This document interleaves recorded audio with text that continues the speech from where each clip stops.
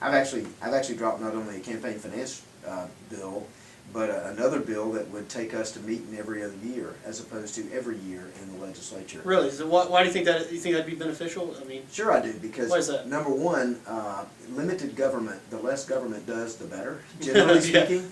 And Mississippi's legislature used to meet every other Really? year. And they changed that some long time ago, 60s or 70s or 70s or 80s. Sometime they started meeting every year.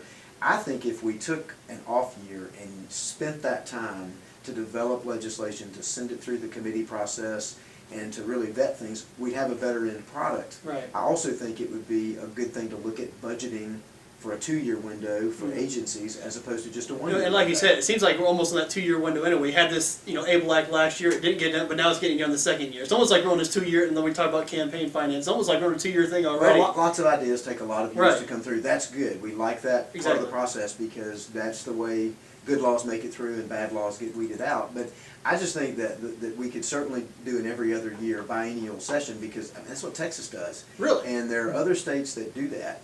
And Mississippi used to do it. I think the republic would continue if the legislature didn't meet every year. Yeah, then they'd be fine with that. Well, I really do. And look, if there's anything exigent or really urgent that came up, Right. the governor could call us back. You could have in a special session. just like he does right now. Exactly. So the other bill that I dropped, which I'm sure probably won't go anywhere, would cut the size of the legislature. Yeah. We have one of the largest, if not the largest legislature in the Southeast. Really? We have more members in the Capitol, Mhm. and we have fewer constituents in each district. And Wow. I mean, Florida, for example, has, I think, 38 senators as opposed to our 52.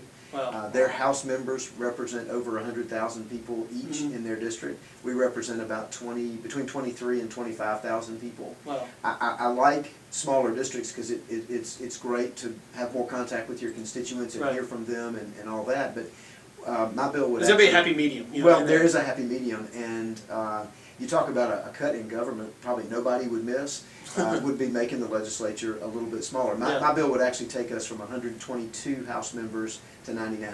Wow. And it's about an 18% cut. It would go from 52 senators to 10.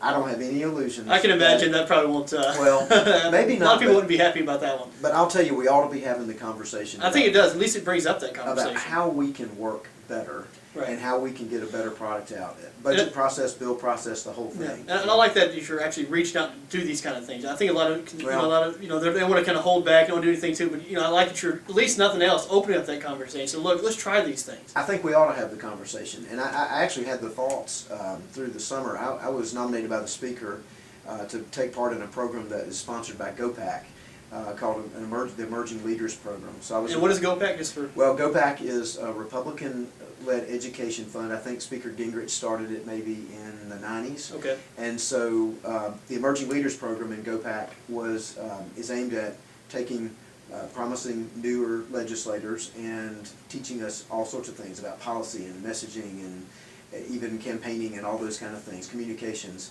And so I got to meet a bunch of legislators from around the country, lots of states around the country, at a couple meetings over the summer. And when you start talking to them about how their legislature works and how many people they represent and how often they run for office, there are a number of ways states do things, and I think we ought to be asking those questions in Mississippi, even if it doesn't go anywhere to cut the size of the like legislature. I said, we should always be looking at ways to make government more effective and Exactly. efficient. To me, that's what the government should be: effective and Exactly. efficient. And it hasn't been that way for so long. Well, one of the things the House Majority and Speaker Gunn and actually the Lieutenant Governor on the Senate side have been doing is looking at ways we can make government work better and cheaper for taxpayers, make it more efficient.